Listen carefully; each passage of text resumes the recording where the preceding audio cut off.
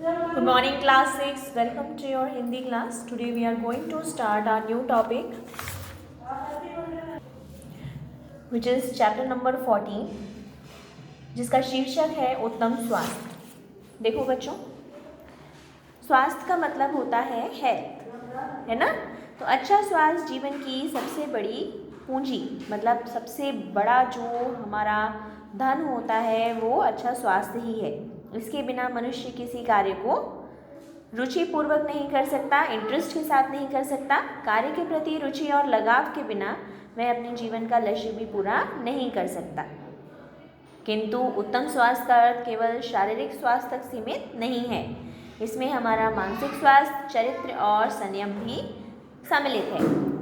जीवन को स्वस्थ और सुंदर बनाने के लिए अनेक साधन हैं। इसके लिए पौष्टिक भोजन के साथ साथ खेलकूद, व्यायाम, आसन, प्राणायाम आदि बहुत आवश्यक हैं। शारीरिक और मानसिक थकान से बचने के लिए मनोरंजन के साधनों की भी आवश्यकता होती है। बच्चों के उत्तम स्वास्थ्य के लिए खेलकूद, व्यायाम आदि अनेक रुचिकर साधन हैं।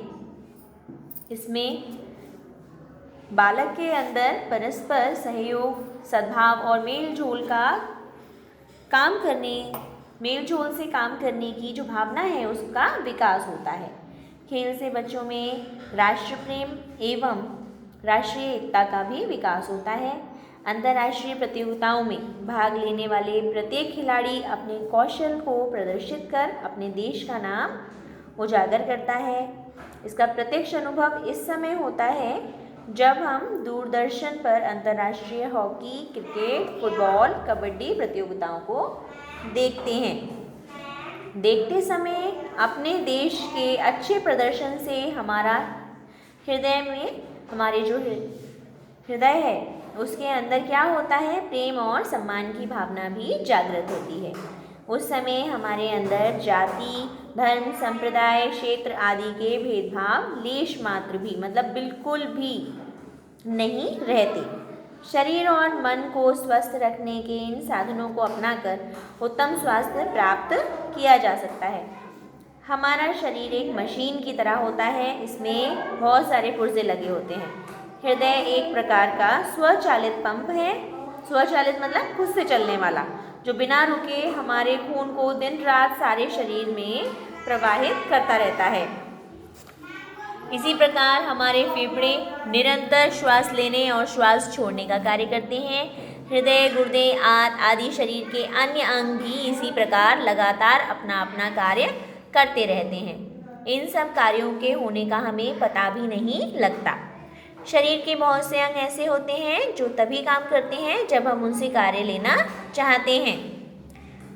अपनी उंगली या बाह को मोड़कर हम यह बात स्पष्ट देख सकते हैं कि चलना, दौड़ना, झुकना, उठना, मुड़ना, खाना पीना, बोलना आदि ऐसी क्रियाएं हैं जो हमारी इच्छा के द्वारा नियंत्रित होती हैं। इन पर हमारा कंट्रोल होता है।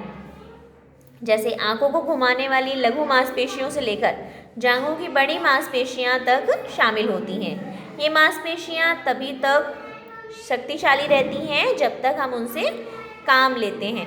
अपने दैनिक जीवन में हम उनसे बहुत कम ही काम ले पाते हैं। दिन भर श्रम करने के कारण मजदूरों और किसानों के शरीर के अधिकांश अंगों का व्यायाम हो जाता है, पर जो लोग बैठकर काम करते हैं या जिनका अधिक समय लिखने पढ़ने में व्यतीत होता है, उनके शरीर की ज़्यादातर जो मांसपेशियां होती हैं वो निष्क्रिय बनी रहती हैं। ऐसे लोगों को चाहिए कि वे अपनी मांसपेशियों को सक्रिय बनाने के लिए खेल, व्यायाम आदि क्रियाएं नित्य करते रहें। ऐसा करने से शरीर की समस्त मांसपेशियों का रक्त प्रवाह बना रहता है, उनकी अशुद्धियाँ दूर होती हैं, उनमें नई शक्ति का संचार होता है। इसलिए प्रत्येक व्यक्ति को अपनी इच्छा, अवस्था, रुचि के अनुसार खेल, आसन, व्यायाम, प्राणायाम आदि करने चाहिए। आपका जो स्कूल है उसके अंदर भी कई प्रकार के खेल, व्यायाम, आसन, इन सारी चीज़ों का प्रबंध होता है, पर ये पर्याप्त नहीं होता है। इसीलिए बच्चों को घर में भी खेलना चाहिए, व्यायाम, आसन करने चाहिए। किशोरावस्था में बच्चों को खेल कूद, जिम्नास्टिक, आसन, दौड़ना, तैरना आदि अच्छे से करने चाहिए, क्योंकि ये बहुत ही लाभकारी व्यायाम होते हैं। इसमें न केवल शरीर फुर्तीला और सशक्त होता है, बल्कि इनसे आपस में सहयोग से रहने की भावना का भी, मतलब स्पोर्ट्स स्पिरिट का भी आपके अंदर संचार होता है। नेक्स्ट है फुटबॉल, हॉकी, कबड्डी, खो खो, ये सारे टीम गेम्स हैं। इनमें बच्चों को उत्साह से भाग लेना चाहिए। पढ़ते समय बच्चे बैठे रहते हैं, हाथ, मस्तिष्क, आँख आदि के अतिरिक्त उनके शरीर के अंग निष्क्रिय रहते हैं। हॉकी, क्रिकेट, बास्केटबॉल ये ऐसे बड़े बड़े बच्चों के खेल हैं, किंतु वॉलीबॉल, फुटबॉल, कबड्डी, खो खो ये ऐसे खेल हैं जो छोटे बच्चे भी खेल सकते हैं। इन खेलों के लिए अधिक धन की भी आवश्यकता नहीं होती है। तैरना भी इनमें से एक है जिससे क्या होता है, शरीर के सभी अंगों का व्यायाम हो जाता है। तो कुछ स्कूलों में स्विमिंग पूल्स भी बने होते हैं, कुछ जगहें भी ऐसी होती हैं जहाँ पर तैरने की व्यवस्थाएं होती हैं, जिससे जो बच्चे हैं वो इसका लाभ ले सकते हैं। उत्तम स्वास्थ्य के लिए खेल और व्यायाम ही आवश्यक नहीं है, भोजन संबंधी बातें भी बहुत ज़रूरी हैं। हमें गरिष्ठ खाना नहीं खाना चाहिए, पौष्टिक खाना ज़रूरी होता है। भूख से अधिक भोजन करना, ठूस ठूस कर खा लेना, इनसे क्या होता है, शरीर को बहुत ज़्यादा हानि होती है और हमारी जो पाचन संस्था है, पाचन का जो सिस्टम है वो खराब हो जाता है। हमें उतना ही खाना चाहिए जितनी भूख हो, रोगों को खुला आमंत्रण नहीं देना चाहिए। इसीलिए हमें खेल, व्यायाम, आसन, भोजन संयम के द्वारा अपने शरीर एवं मन को स्वस्थ रखना चाहिए।